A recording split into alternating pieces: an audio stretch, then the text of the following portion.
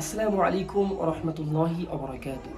সম্মানিত উপস্থিতি, কিয়ামতের ময়দানে এমন একটি বিভীষিকাময় অবস্থা হয়ে যাবে যে ওই দিন আল্লাহ রাব্বুল আলামিনের দয়া, রহমত, করুণা ছাড়া আর মানুষের আর কোনো আশ্রয় এবং করুণার জায়গা হবে না।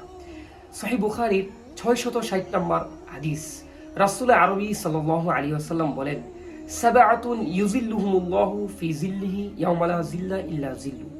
যেদিন আল্লাহ রাব্বুল আলামিনের আরশের ছায়া ব্যতীত আর কোনো ছায়া থাকবে না, ওই দিন আল্লাহ রাব্বুল আলামিন 7 শ্রেণীর ব্যক্তিকে তার আরশের ছায়ার নিচে আশ্রয় দান করবেন। সুবহানাল্লাহ। আসুন সেই 7 শ্রেণীর ব্যক্তির কথা আমরা হাদিস থেকে জেনে নিই। রাসূল আরবি সাল্লাল্লাহু আলাইহি ওয়াসাল্লাম বলেন, প্রথম নাম্বার ব্যক্তি হলো আল ইমামুল আদিল, ন্যায়পরায়ণ শাসক। এমন ব্যক্তি যে ব্যক্তি আল্লাহ তাআলার বিধিবিধান, আদেশ এবং নিষেধ অনুযায়ী তার রাষ্ট্রকে পরিচালনা করে। 2 নাম্বার ওয়াশাবুন নাশা ফি ইবাদাতি রাব্বিহি, ওই ব্যক্তি যে ব্যক্তি তার যৌবনটাকে আল্লাহ তাআলার ইবাদতের মধ্যে কাটিয়ে দিয়েছে।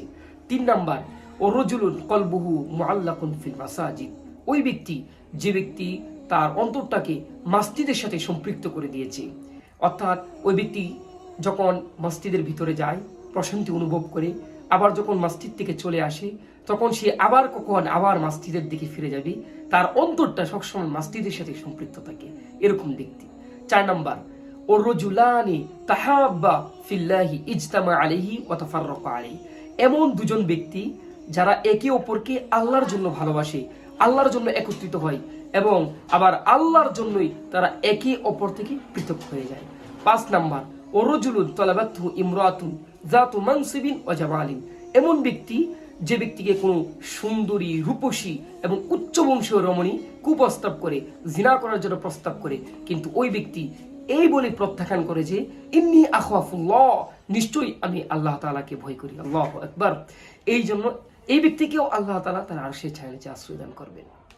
6 নাম্বার ওয়ারাজুলুন তাসাদ্দাকা আখফা হাত্তা লা তা'লামা শিমালু মা তুনফিকু ইয়ামিনু, এমন ব্যক্তি যে ব্যক্তি গোপনে এমন ভাবে দান করে যে তার ডান হাত দিয়ে সে দান করে বাম হাত পর্যন্ত টের পায় না। অর্থাৎ এখানে গোপনীয়তা বোঝানোর জন্য যে সে একমাত্র আল্লাহর সন্তুষ্টির জন্য গোপনে সে দান করে, কোন লৌকিকতার জন্য না। সুবহানাল্লাহ।